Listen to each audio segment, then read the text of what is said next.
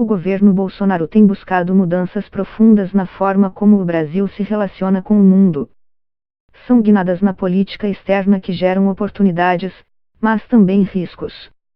Entre as mudanças está o alinhamento quase automático com o governo Donald Trump, a interferência, por meio de críticas contundentes a candidatos, nos processos eleitorais de países vizinhos, o tom agressivo em organismos internacionais, e o abandono da neutralidade em conflitos externos, como nas disputas territoriais entre Israel e palestinos. O discurso do presidente brasileiro na Assembleia das Nações Unidas, no dia 24 de setembro, fugiu da diplomacia tradicional brasileira e confirmou algumas das posições que Bolsonaro tem defendido junto à sua base eleitoral: forte oposição do governo brasileiro ao regime de Nicolás Maduro na Venezuela, a Cuba e ao que ele chama de ameaça do socialismo, reforço da política ambiental baseada na ampliação de atividades econômicas na Amazônia, e ataques à imprensa nacional e estrangeira. A conduta do presidente no cenário internacional trouxe algumas vantagens ao Brasil, como a decisão do presidente Donald Trump de tornar o nosso país oficialmente um aliado estratégico extra-OTAN, Organização do Tratado do Atlântico Norte. Isso significa que o Brasil terá vantagens de acesso à tecnologia militar americana, a promessa de Trump de interceder junto ao OCDE, Organização para a Cooperação e Desenvolvimento Econômico, em favor da candidatura do Brasil e a assinatura do acordo comercial entre o Mercosul e a União Europeia, cuja negociação se arrastava por mais de 10 anos. Desde que tomou posse, Bolsonaro tem investido em se aproximar de Donald Trump, num comportamento que especialistas em relações exteriores dizem caracterizar um alinhamento automático, quando uma nação passa a apoiar a outra em todas as questões de conflito internacional. O presidente também tem fortalecido a aliança com outros governos e líderes conservadores ou nacionalistas. Alguns exemplos são Benjamin Netanyahu, em Israel, Viktor Orbán, na Hungria, e Matteo Salvini, na Itália. Fugindo da tradição de neutralidade, Bolsonaro tem ainda opinado diretamente no processo eleitoral da Argentina, defendendo a candidatura de Maurício Macri e fazendo críticas pesadas ao adversário dele, Alberto Fernandes, que tem a ex-presidente Cristina Kirchner como vice na chapa. Olhem o que está acontecendo na Argentina agora. A Argentina está mergulhando no caos. A Argentina começa a trilhar o rumo da Venezuela, porque nas primárias bandidos de esquerda começaram a voltar ao poder, afirmou Bolsonaro em agosto, durante evento no Piauí. O risco dessa nova estratégia de política externa brasileira é o Brasil apostar fichas demais em governos que podem, eventualmente, cair ou simplesmente não se reeleger, aponta o professor de Relações Internacionais Marco Vieira, da Universidade de Birmingham, no Reino Unido. A relação acaba sendo menos pragmática e mais pautada na identificação ideológica com líderes estrangeiros. Ou seja, deixa de ser uma relação entre estados, para se tornar uma relação entre líderes. Trump vai tentar a reeleição em novembro de 2020. Mas, antes disso, terá que enfrentar a maior crise desde que se elegeu presidente em 2016. Ele virou alvo de um processo de impeachment por ter pedido ao presidente da Ucrânia, Volodymyr Zelensky, que investigasse o filho do democrata Joe Biden, potencial adversário do presidente americano na eleição do ano que vem. Ou seja, se Trump é afastado do cargo ou não se reelege, os benefícios que o Brasil esperava obter com essa proximidade com os Estados Unidos podem não chegar a se concretizar. Vale lembrar que o Partido Democrata, de oposição a Trump, tem tido postura crítica ao governo Bolsonaro. Um dia depois do discurso de Bolsonaro na ONU, um grupo de 16 parlamentares apresentou uma resolução à Câmara dos Representantes para cancelar a designação do Brasil como aliado preferencial extra-OTAN e suspender todo o apoio militar e policial oferecido pelos EUA ao governo brasileiro. Outros aliados do governo Bolsonaro também perderam poder nos últimos meses.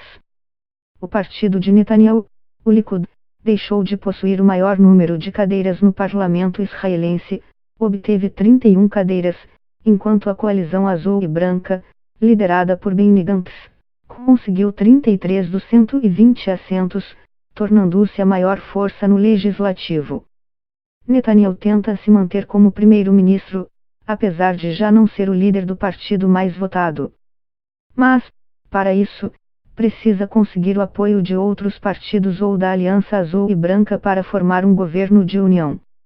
Já o líder de ultradireita Matteo Salvini, que já foi elogiado várias vezes por membros do governo brasileiro, perdeu o posto de ministro do interior da Itália depois que seu plano de se tornar primeiro-ministro por meio de uma eleição geral antecipada fracassou.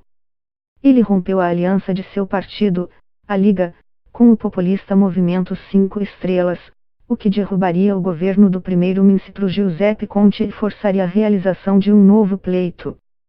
Mas foi surpreendido pela decisão dos 5 Estrelas de se aliar ao Partido Democrático, de centro-esquerda. Com isso, Giuseppe Conte permaneceu no poder e Salvini perdeu a oportunidade de se candidatar, além de ser forçado a deixar o posto de ministro. Na Argentina, o peronista Alberto Fernandes, que tem sido duramente criticado pelo presidente brasileiro, está na dianteira da corrida presidencial com Maurício Macri, aliado de Bolsonaro. O Brasil pode perder aliados importantes, como a Argentina, se mantivermos a política de atacar e insultar o provável governo que vai assumir no lugar do Macri, ressalta o professor de Relações Internacionais Marco Vieira. Mas as opções de alianças feitas por Bolsonaro também produziram benefícios, como o apoio dos Estados Unidos para a entrada do Brasil na OCDE, organização que formula políticas públicas e que conta com a participação de algumas das maiores economias do mundo.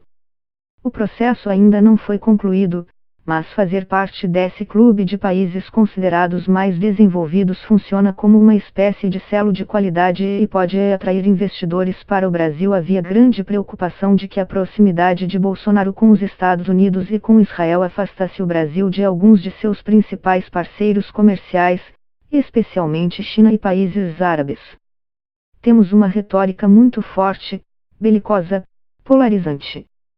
Mas a política externa está sendo conduzida pelo lado mais pragmático, tanto com a China quanto na maneira de negociar acordos de livre comércio. O acordo, que ainda precisa ser ratificado pelos parlamentos de todos os países envolvidos, foi anunciado durante a reunião do G20 em junho, no Japão, como uma das grandes vitórias do governo Bolsonaro. A expectativa é que ele gere um aumento de 87 bilhões de dólares ao Produto Interno Bruto, PIB, do Brasil em 15 anos, segundo estimativas do Ministério da Economia. No entanto, desde a cúpula do G20, a relação entre Brasil e Europa estremeceu muito. A situação se complicou quando os incêndios na Amazônia ganharam a atenção do mundo. Bolsonaro e o presidente francês, Emmanuel Macron, se envolveram numa séria troca de ofensas por causa desse episódio. Macron cobrou do governo brasileiro providências na proteção da Amazônia, levou o assunto para ser debatido no G7, sem a participação do Brasil, e sugeriu que a floresta é patrimônio de todos.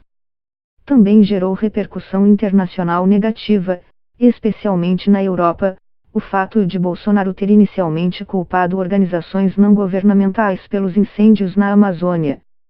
Havia uma expectativa de que, em seu discurso de abertura da Assembleia Geral da ONU, o presidente tentaria aplacar os ânimos, apresentando dados que demonstrassem o compromisso do governo no combate ao fogo e na proteção da floresta.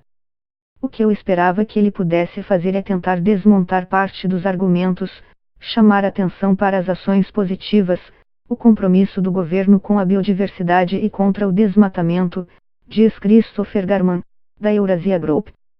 Em vez disso, Bolsonaro disse que o Brasil estava sendo alvo de ataques sensacionalistas da mídia internacional e fez referência indireta à França e à Alemanha, dizendo que um ou outro país, em vez de ajudar, embarcou nas mentiras da mídia e se portou de forma desrespeitosa, com um espírito colonialista. Ele focou na questão do ataque à soberania do Brasil. Então, externamente, não se passou a visão de que esse é um governo comprometido com o combate ao desmatamento, avalia Garman. Vários países europeus estão agora usando a questão ambiental para tentar derrubar o acordo comercial com o Mercosul, que ainda precisa ser ratificado pelos parlamentos. O parlamento da Áustria, por exemplo, aprovou uma moção contra o texto e parlamentares franceses, irlandeses e alemães já manifestaram a intenção de rejeitar o acordo. Obviamente existem interesses outros. A França, por exemplo, sofre uma pressão muito grande doméstica do setor agrícola, que não vê o acordo com bons olhos. Mas a posição de Bolsonaro sobre meio ambiente permite que essa questão seja usada a favor desses interesses, diz Marco Vieira, da Universidade de Birmingham. Como já foi mencionado nesta reportagem, a parceria do governo com os EUA foi extremamente importante para que o Brasil obtivesse o apoio para entrar na OCDE. E, se de fato for aceito nessa organização, nosso país poderá ser mais atraente para investimentos externos. Em troca, o Brasil ofereceu retirar a exigência de visto de turista para americanos e abriu mão do tratamento diferenciado, como país em desenvolvimento, nas negociações da Organização Mundial do Comércio, a OMC. O tratamento diferenciado prevê benefícios para países emergentes em negociações com nações ricas. O Brasil tinha, por exemplo, mais prazo para cumprir determinações e margem maior para proteger produtos nacionais. Abrir mão disso foi uma exigência do governo Trump para apoiar o Brasil na OCDE. Além do impacto direto nas futuras negociações comerciais brasileiras, essa decisão afetou a nossa relação com países dos BRICS, grupo formado por Brasil, Rússia, China, Índia e África do Sul na OMC.